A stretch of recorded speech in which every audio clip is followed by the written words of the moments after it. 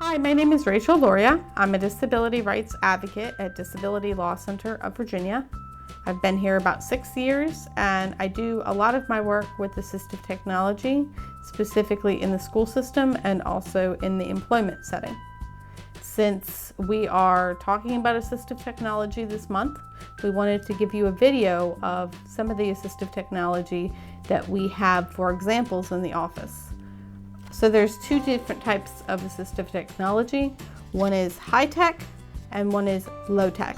So we're starting to talk about assistive technology by speaking about some of the technology that is not as complicated. This is a communication system called PICS, Picture Exchange Communication System. And with training, it's pretty simple to use. If an individual needs something that is displayed in the book, what they can do is they can go to whoever's with them, say, I want cereal, and give them both of the pictures to show the person who's with them what they want or what they need. There's, with this book, we got this book on Amazon, and this book has other pictures as well in the back. Another example of a low-tech device is these playing cards.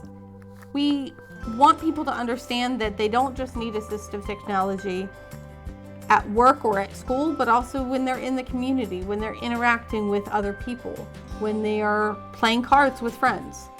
These look like a typical playing card. The numbers are a little bit bigger, and if you look really closely, you can see some braille on the playing card so that a person who is blind can feel what the playing card is. By reading the braille, they would know that this was an 8 of hearts. These are also larger print for individuals who have a hard time seeing the cards. For an individual who has a hard time holding cards, this is an adapted card holder so that you can stand it on the table and people won't see what your cards are. It's important to understand that assistive technology is incredibly important to assistive living. At one point we had a caller reach us because she couldn't get into her apartment because she couldn't move the key in the keyhole. This is an adapted key that's fairly inexpensive. You take a regular key and you put it straight into this hole. You match the dots up, close it, and now you have a larger surface area to turn and can access your apartment or your work. This is a grabber. You can use it to pick things up or to reach things that are difficult to reach in your home or in your office. For example,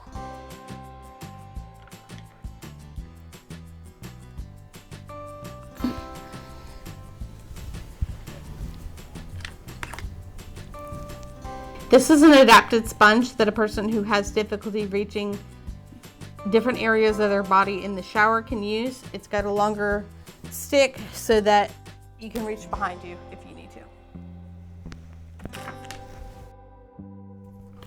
These are some adapted utensils. They're a little heavier than usual, but they can also, if a person's hands shake when they're trying to eat, these can be very helpful. We have a fork, a knife, and a spoon. We also have an adapted dish, which the lip on the bowl is a little bit higher up so that it's harder to push food off of the plate where you don't want it to go. And the same thing with the adapted plate. We put something on the plate to make sure that the bowl stays put. So that can also be helpful. So this is a social story. It can help individuals go through certain aspects of their day. And this one is about sorting through hard feelings, if you're having difficult feelings or feelings that are hard to describe, this can kind of give you some coping strategies. And this is also helpful because if you pick a strategy you want to use, you can peel it off and give it to whoever you're with to show them that that's what you're choosing to do. And finally, this is an adapted schedule, a visual schedule. So you have your tasks of the day. You can peel them off when you're done and just put them on the back to show that you're done with that task. This is a magnification glass. So what you would do is you would put it on something that's a little difficult for you to read, and you can see that it makes the text a bit bigger when you're trying to read small text. So these are some examples of low-tech assistive technology that you can find online or in stores that can hopefully help you in your daily life.